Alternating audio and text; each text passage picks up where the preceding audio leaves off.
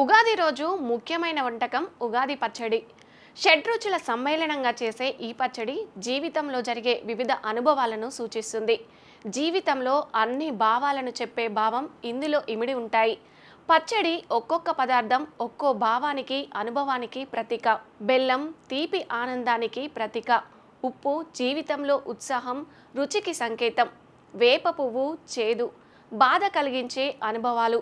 చింతపండు పులుపు, నేర్పుగా వ్యవహరించవలసిన పరిస్థితులు. పచ్చి మామిడి ముక్కలు, వగరు కొత్త సవాళ్ళు. కారం సహనం కోల్పోయేటట్టు చేసే పరిస్థితులు. ఉగాది విశిష్టత ఏంటి? హిందువులు అత్యంత ఇష్టంగా జరుపుకునే తొలి పండుగ ఉగాది. ఉగాదితోనే తెలుగువారి పండుగలు ప్రారంభమవుతాయని బలంగా విశ్వసిస్తారు. తెలుగుదనం ఉట్టిపడేలా పండుగను జరుపుకుంటారు.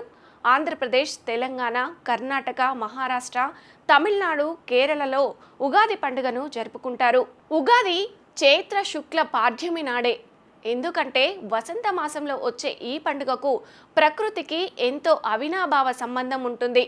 భారతీయ సాంప్రదాయ ప్రకారం చైత్ర శుక్ల పాడ్యమి నాడే అంటే ఉగాది రోజున సృష్టి జరిగిందని పురాణాలలో చెప్పారు. ఈ రోజునే బ్రహ్మ సృష్టిని సృష్టించాడని బలంగా విశ్వసిస్తారు. ప్రభవనామ ఉగాదితో బ్రహ్మకల్పం మొదలై నేటికి కొనసాగుతుందనే ఉంది. ఇప్పటి వరకు 6 బ్రహ్మలు బ్రహ్మకల్పం పూర్తి చేశారు. ప్రస్తుతం 7వ బ్రహ్మకల్పం కొనసాగిస్తున్నారు. శ్రీ మహావిష్ణువు మత్స్యావతారాన్ని ధరించి సోమాకుడిని సంహరించి వేదాలను రక్షించి బ్రహ్మకు అప్పగించిన రోజు కూడా ఇదే అని చెప్తారు. శ్రీరాముడు, విక్రమాదిత్యుడు, శాలివాహనుడు పట్టాభిషేకుడైన రోజు కూడా ఉగాదినేనని చెబుతారు. ఉగాది నాడు వరమహీరుడు పంచాంగాన్ని జాతికి అంకితం చేశారని చెప్తారు. ఉగాది పండుగ వసంత ఋతువులో వచ్చే పండుగ, ప్రకృతితో సమ్మిళితమైన పండుగ కాబట్టి ఆ రోజు ఉగాది పచ్చడితో అందరూ పండుగ జరుపుకుంటారు. వేప పువ్వులు, మామిడికాయలు, బెల్లం, కొబ్బరి, అరటిపళ్ళు, ఉప్పు, కారం ఇలా 6 రుచులు తెలిసేలా షడ్రుచుల సంగమంగా ఉగాది పచ్చడిని తయారు చేసి ఉగాది పండుగను జరుపుకుంటారు.